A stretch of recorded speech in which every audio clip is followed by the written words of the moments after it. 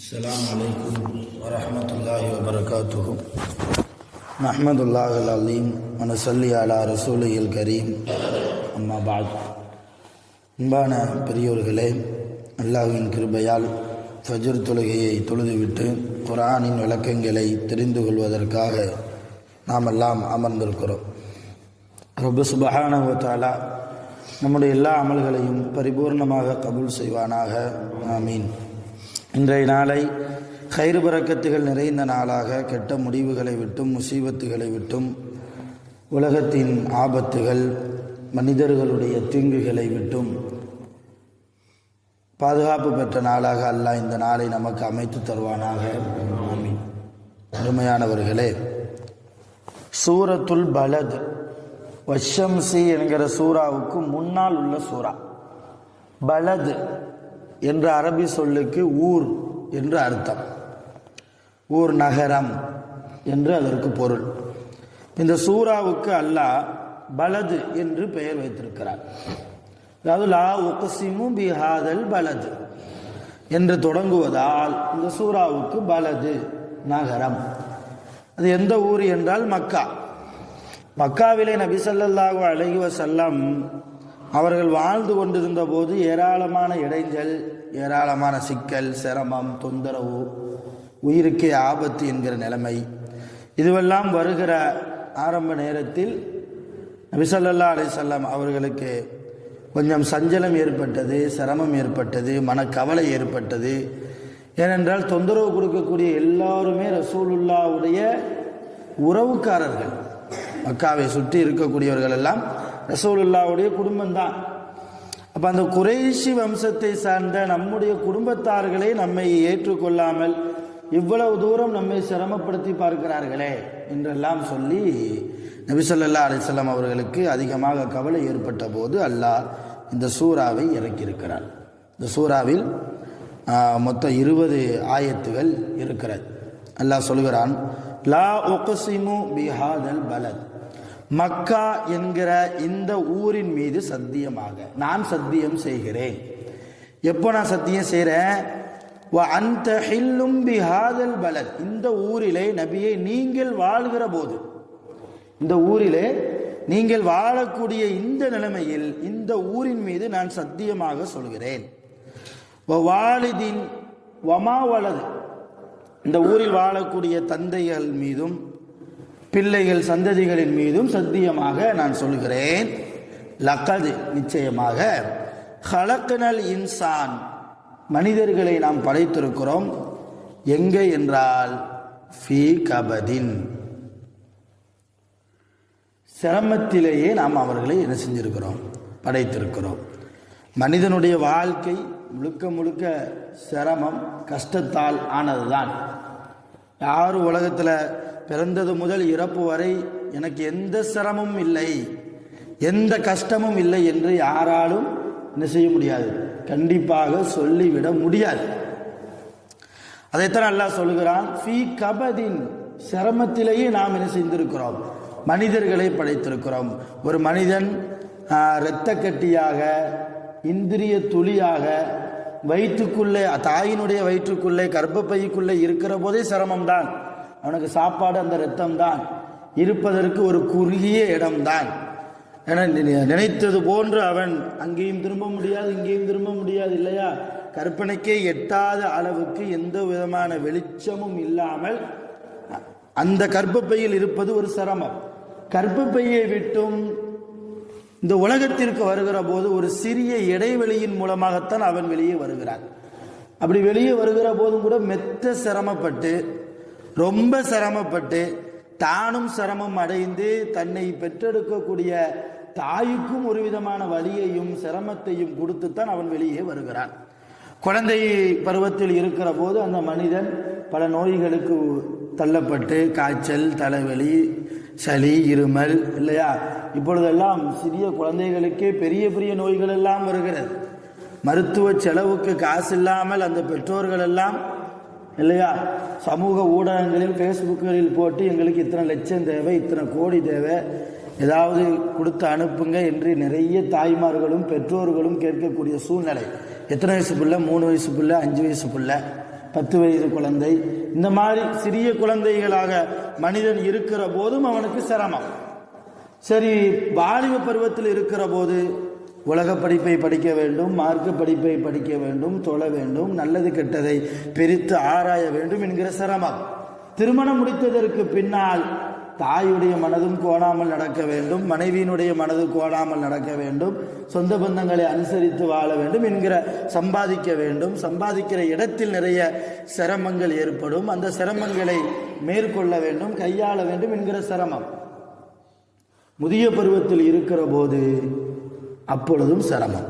நோய்வாய்க்கு தள்ளப்பட்டால், அப்பொழுதும் உடல்நிலை சரியில்லாமல் போனால் மிகப்பெரிய இப்படி ஒரு மனிதன் தன் தாயினுடைய கருவறையில் இருக்கிறதில் இருந்து கபருக்கு போகிற வரைக்கும் சிரமமாகத்தான் இருக்கிறது. இதைத்தான் அல்லாஹ் சொல்கிறான், லக்கது ஹலக்னல் இன்சான், நாம் நிச்சயமாக மனிதர்களை ஃபீ கபதின், சிரமத்திலேயே தான் படைத்திருக்கிறோம்.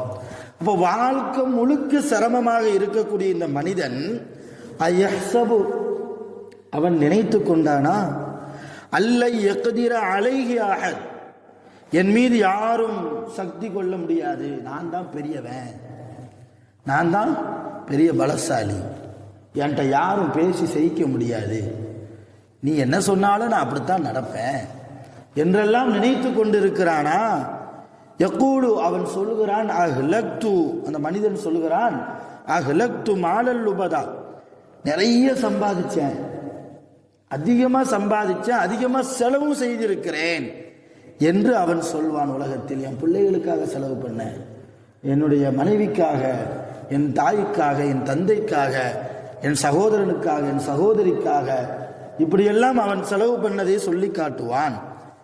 அயஹ்சபு, அந்த மனிதன் நினைத்து கொண்டானா, அல்லம் யரஹு அஹத், அவனை யாரும் பார்க்கவில்லை, அவனுடைய செயல்பாடுகளை யாரும் பார்க்கவில்லை என்று அந்த மனிதன் நினைத்து கொண்டானா.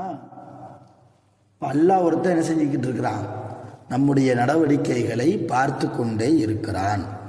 சொல்லிட்டு அல்லாஹ் சொல்றான், அலம் நஜஅல் லஹு ஐனைன், நாம் அந்த மனிதனுக்கு 2 கண்களை கொடுக்கவில்லையா, வலிசானன், ஒரு நாக்கை கொடுக்கவில்லையா, வஷஃபத்தைன், 2 உதடுகளை நாம் தரவில்லையா, வஹதைனாஹுன் நஜிதைன், நல்ல பாதை கெட்ட பாதை என்று 2 பாதைகளையும் மனிதனுக்கு நாம் காட்டவில்லையா என்றெல்லாம் அல்லாஹ் அவன் கொடுத்த நிஅமத்துகளை அடுக்குகிறான்.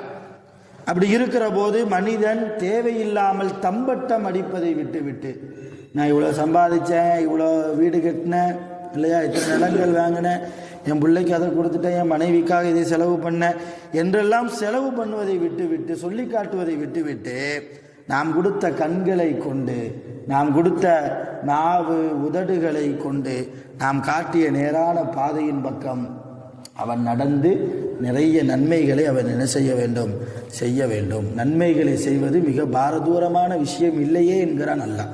ஃபலக் தஹமல் அகபா, நன்மையான காரியத்தை செய்வது மிக உயர்ந்த மலையிலே ஏறக்கூடிய சிரமமான காரியமா?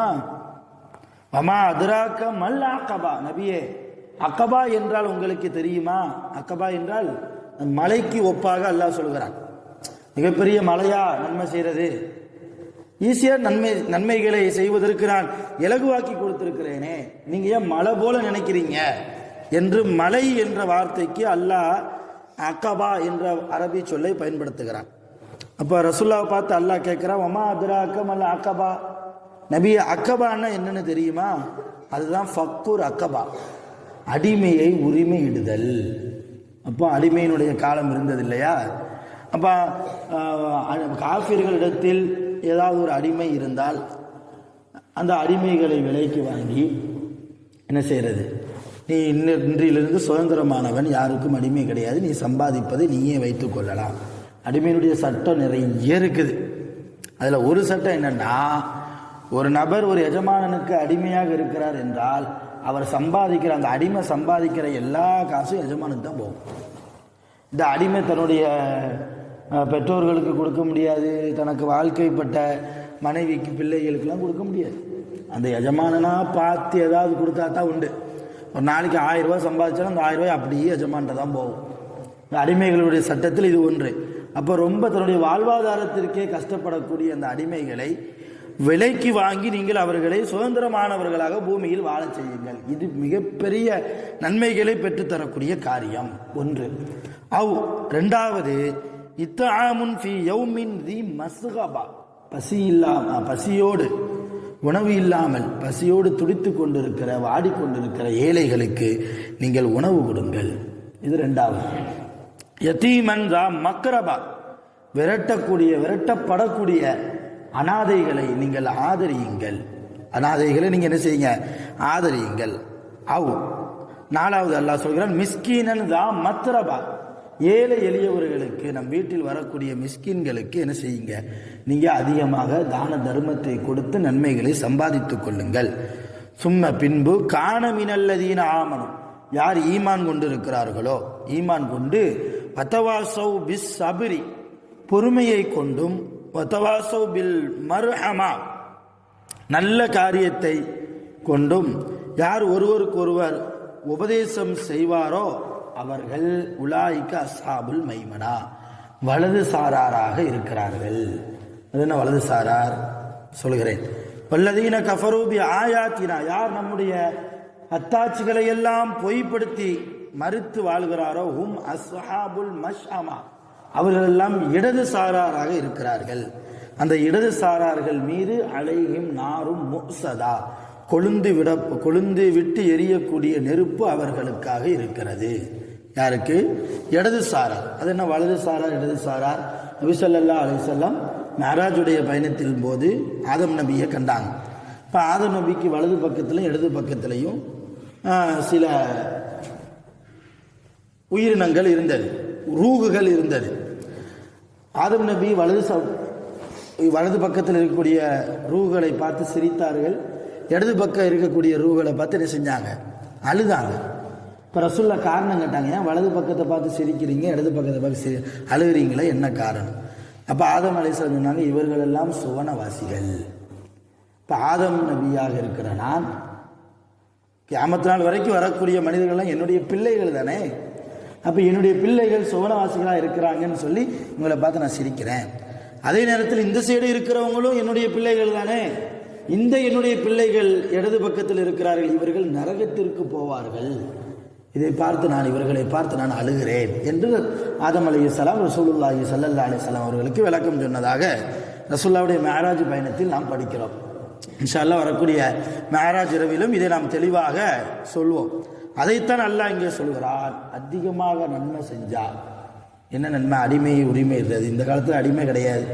அடுத்து ஏழைகளுக்கு உணவு கொடுக்கிறது, அனாதைகளை ஆதரிக்கிறது, மிஸ்கின்களுக்கு கொடுத்து உதவுவது, நல்ல முறையில் ஈமான் கொண்டு பொறுமையை கையாண்டு இரக்கத்தோடு பரிவோடு அடுத்த மக்களோடு அன்பாக பாசமாக பழகுவது, இந்த நல்ல குணத்தை கொண்டு நன்மைகளை செய்து கொண்டிருந்தால் நாம் வலது பக்கத்தில் இருப்போம், அதாவது சுவனவாசிகளாக இருப்போம் என்கிறான் அல்லாஹ்.